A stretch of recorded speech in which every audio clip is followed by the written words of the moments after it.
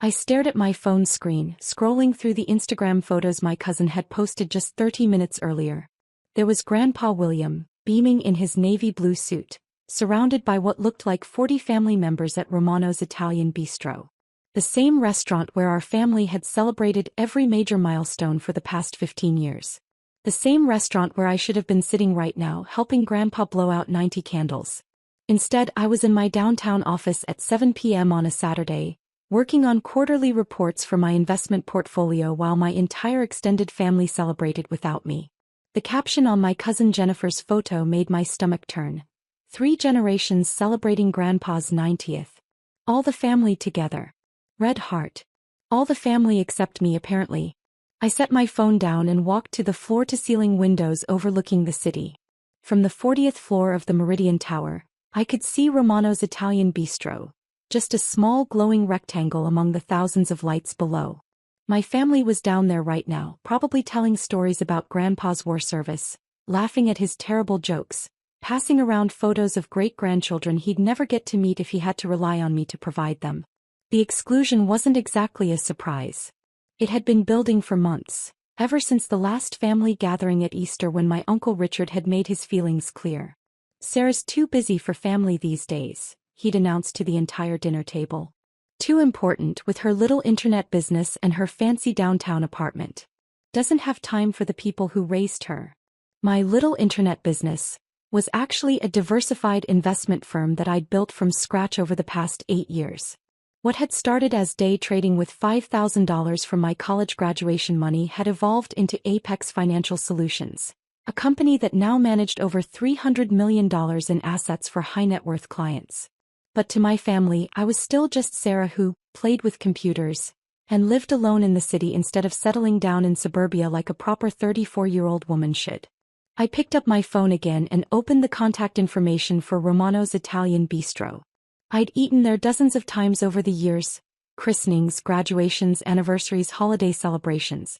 I knew the owner, Giuseppe Romano, well enough to recognize him when he greeted tables, but we'd never had a real conversation. That was about to change. The phone rang 3 times before a harried voice answered. "Romano's, this is Tony. I need to speak with Giuseppe Romano immediately. It's urgent. He's kind of busy right now, we've got a big party going on. Can I take a message? Tell him Sarah Chin is on the phone and I want to make him an offer he can't refuse." I could hear the doubt in Tony's voice, but something about my tone must have convinced him to take me seriously. "Hold on." While I waited, I pulled up the restaurant's financial information on my computer. Romano's had been struggling since the pandemic like most restaurants. Property taxes in that area had skyrocketed, labor costs were through the roof and competition from chain restaurants was fierce. According to my research, Giuseppe had been trying to sell for 6 months without finding a buyer willing to meet his asking price. "This is Giuseppe," came a tired voice with a slight Italian accent. "Tony says you want to make me an offer? Mr. Romano, I want to buy your restaurant. Tonight. Cash offer, no financing contingencies, no inspection period. I can have the money transferred within an hour." There was a long pause. "Lady, I don't know who you are, but this isn't how business works. You can't just call up and buy a restaurant over the phone. I'm Sarah Chin from Apex Financial Solutions. I've been researching restaurant acquisitions in the downtown district for my investment portfolio. Your establishment has excellent reviews, a prime location and a loyal customer base. I'm prepared to offer you $2.7 million. Another pause, longer this time.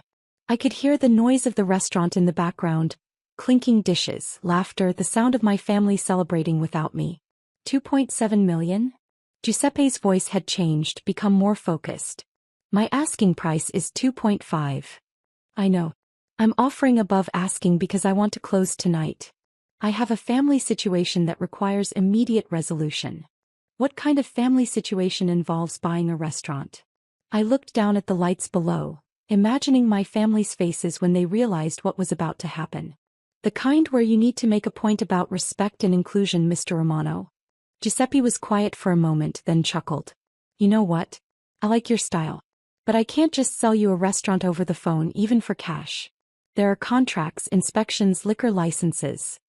I'll handle all the legal requirements through my attorneys.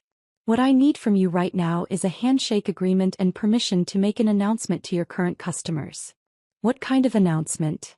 I smiled, finally feeling like I had some control over this situation. The kind that's going to make my family very uncomfortable. 20 minutes later, I was walking through the front door of Romano's Italian Bistro. My attorney David Kim beside me with a briefcase full of preliminary purchase agreements. The restaurant was packed, warm light spilling from table lamps and candles creating the cozy atmosphere that had made it a family favorite for so many years. I spotted my family immediately. They'd pushed together 4 large tables in the back corner, creating space for what looked like 40 people spanning 4 generations. Grandpa sat at the head of the combined tables, wearing the navy suit I'd bought him for his 85th birthday, his face animated as he told what was probably his famous story about accidentally proposing to Grandma at a baseball game.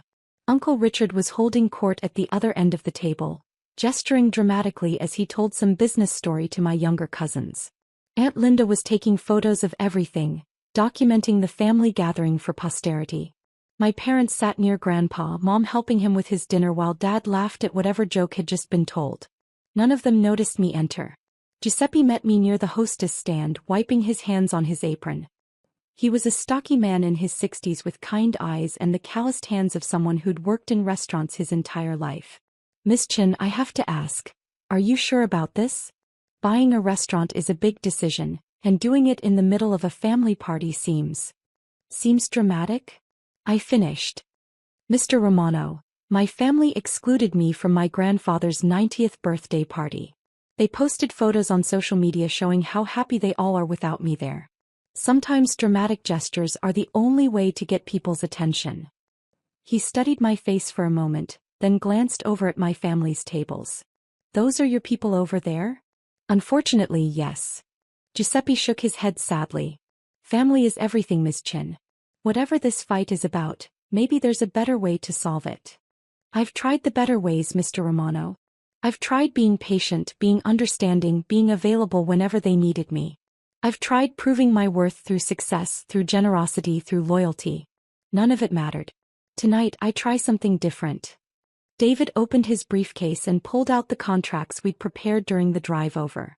Mr. Romano, these are the preliminary purchase agreements. Obviously, we'll need several days to complete all the due diligence and legal requirements, but this establishes Ms. Chen's serious intent to purchase and your agreement to sell at the stated price. Giuseppe looked over the documents, his expression growing more serious as he realized this wasn't some elaborate prank or emotional outburst. You really have $2.7 million? I pulled out my phone and showed him my banking app, the same way I'd shown my sister my investment portfolio at Christmas dinner 2 years ago. I can have it wired to your account within the hour. His eyes widened as he saw the numbers on my screen. Madonna mia. You're serious. Completely serious. Mr. Romano, I know this seems impulsive, but I've been looking for restaurant investment opportunities for months. Your establishment fits perfectly into my portfolio strategy. The family situation just provides convenient timing. Giuseppe looked over at my family again, then back at me. Slowly he extended his hand. Miss Chin, you have yourself a restaurant. We shook hands and David immediately began preparing the paperwork for signatures.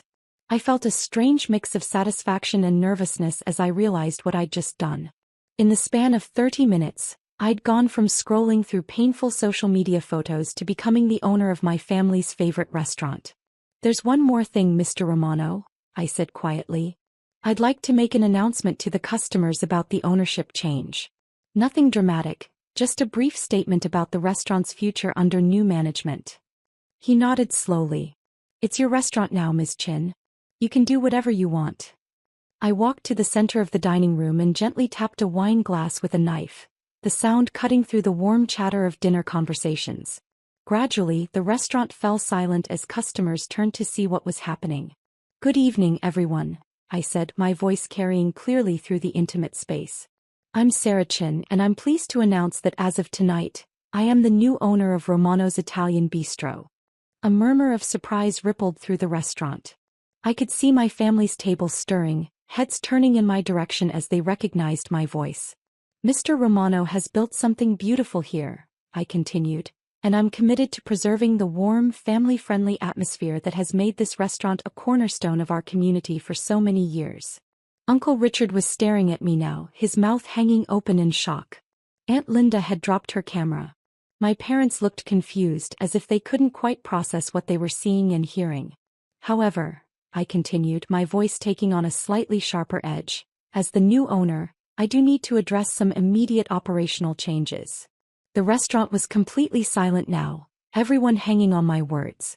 Effective immediately, Romano's Italian Bistro operates on a strict policy of inclusion and respect. We welcome families who understand that love means including everyone, not just the people who are convenient or who live up to arbitrary expectations. I looked directly at my family's table as I spoke the next words. Unfortunately, we cannot continue to serve customers who demonstrate patterns of exclusion, disrespect, or who treat family members as disposable. Therefore, I'm going to have to ask the party at tables 12 through 15 to settle their bill and leave the premises. The silence that followed was deafening. My family sat frozen as if they couldn't quite believe what they were hearing. Uncle Richard was the first to find his voice. "Sarah, what the hell do you think you're doing?" "I'm exercising my rights as a business owner, Uncle Richard. The same way you exercised your right to exclude me from Grandpa's birthday party." Grandpa was struggling to stand up, confusion clear on his face. "Sarah? Sweetheart, what are you talking about? What are you doing here?" The pain in his voice almost broke my resolve. This wasn't his fault. Grandpa had always been kind to me, had always been proud of my achievements. But he was 90 years old and relied on other family members to organize gatherings and send invitations. "I'm here because it's your 90th birthday, Grandpa," I said gently. "I'm here because I love you and I wanted to celebrate with you. I'm here because family should include everyone, not just the people who live in the suburbs and have children." Mom finally found her voice. "Sarah, honey, there must be some misunderstanding. We sent you an invitation." "No, Mom, you didn't. I checked my mail, my email, my voicemail. I found out about tonight's party the same way the rest of the internet did, through Jennifer's Instagram post." Jennifer, my 26-year-old cousin, turned red and slumped down in her chair. "But more importantly," I continued, "this isn't about one missed invitation. This is about 3 years of being treated like an outsider in my own family. This is about Uncle Richard telling everyone I'm too good for family gatherings. This is about being excluded from weddings, graduations, and holiday celebrations because my lifestyle doesn't match your expectations." Uncle Richard stood up, his face flushed with anger. "Your lifestyle? You mean living alone in the city, focusing on money instead of family, acting like you're better than the rest of us? I mean building a successful business that employs 47 people and manages investments for families throughout this state," I shot back. "I mean creating financial security for myself instead of waiting for someone else to take care of me. I mean living my life on my own terms instead of conforming to someone else's narrow definition of success." Aunt Linda was crying now, dabbing at her eyes with her napkin. "Sarah, we're family. We can work this out. You don't need to buy restaurants and make scenes. I bought this restaurant because it's a good investment, Aunt Linda. The scene is just a bonus." Giuseppe stepped forward, clearly uncomfortable with the family drama unfolding in his dining room. "Perhaps we should all take a moment to calm down." "There's nothing to calm down about," Uncle Richard interrupted. "Sarah, you can't just kick family out of a restaurant. This is insane." "I can absolutely ask disruptive customers to leave my establishment," I replied calmly. "And right now you're being disruptive." David appeared at my elbow with a folder of documents. "Ms. Chen, the preliminary paperwork is complete. Mr. Romano has signed, and we just need your signature to make the ownership transfer official."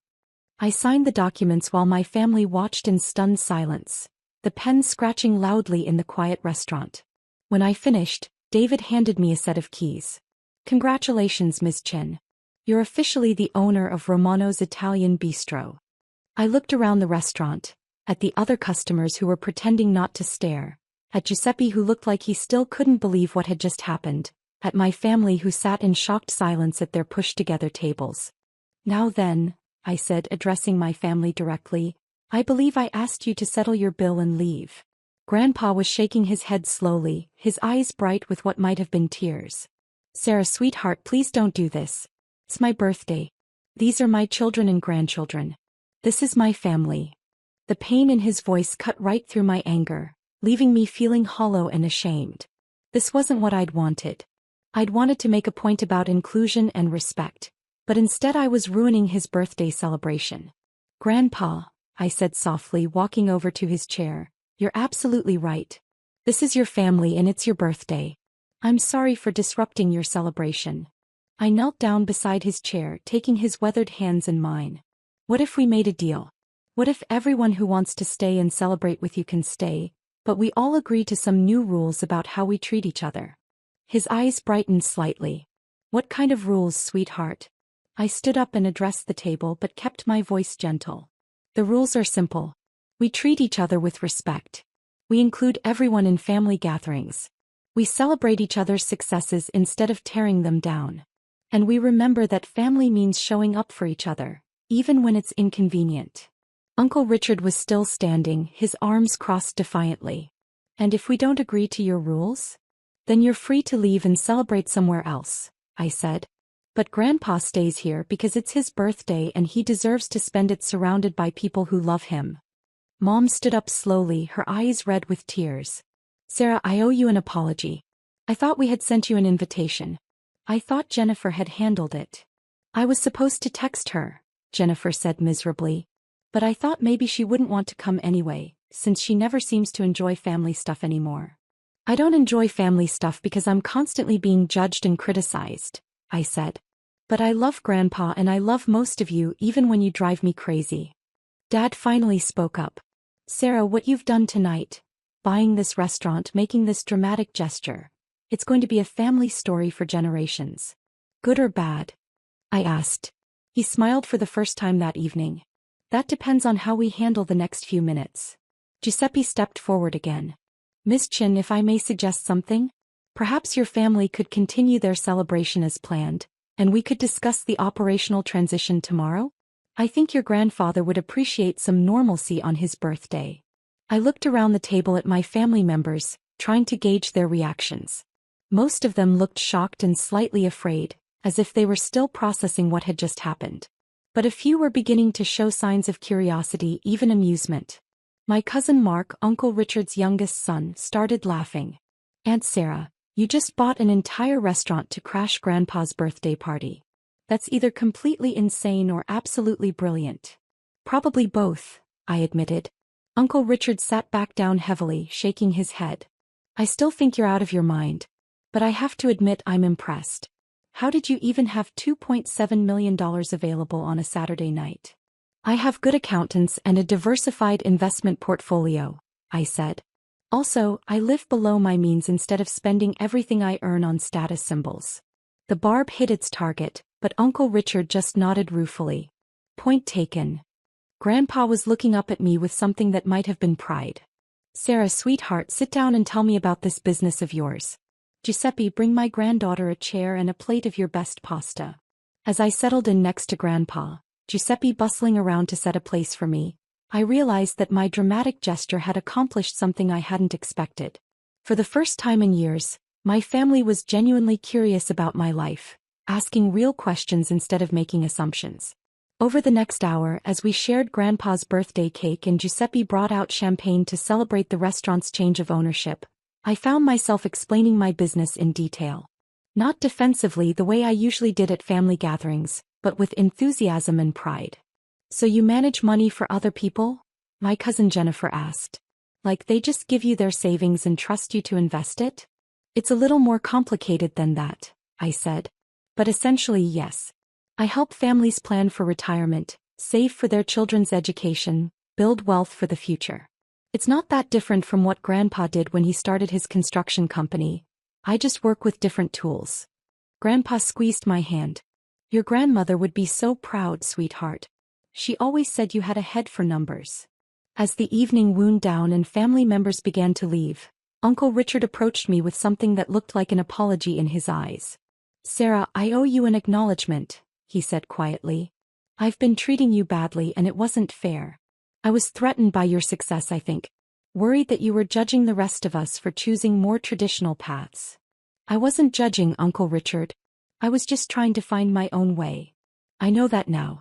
And what you've built, this business, this success. It's impressive. I'm sorry I couldn't see that before. As the restaurant emptied and Giuseppe began closing procedures, I found myself alone with Grandpa while the rest of the family gathered their coats and purses. Did I ruin your birthday?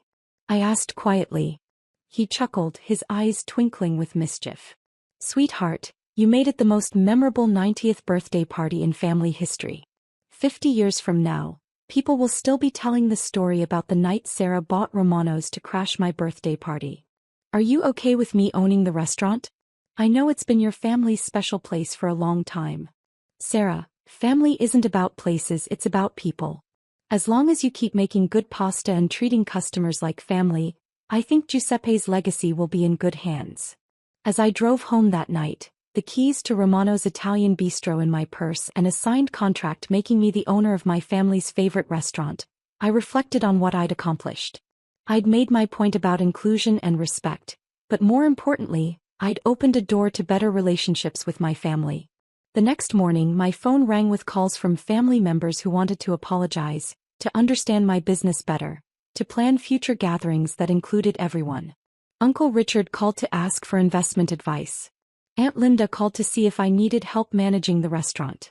Jennifer called to ask if she could work part-time as a hostess while finishing her marketing degree. But the best call came from Grandpa. Sarah, sweetheart, I was thinking about what you said last night about family meaning showing up for each other. I want you to know that you've been showing up for me for years, even when the rest of them couldn't see it. The birthday cards, the visits, the way you remember stories I tell you. That's what family really means. Thanks, Grandpa. That means everything to me.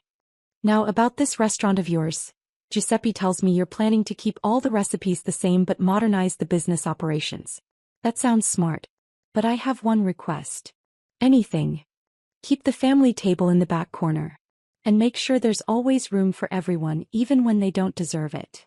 I smiled, looking out my office window toward the small glowing rectangle that was now my restaurant. I promise, Grandpa. There will always be room for family. Sometimes the most expensive purchases aren't about acquiring assets. They're about acquiring respect, understanding, and the opportunity to rebuild relationships on better terms. Romano's Italian Bistro cost me $2.7 million, but it bought me something priceless. A seat at my own family's table.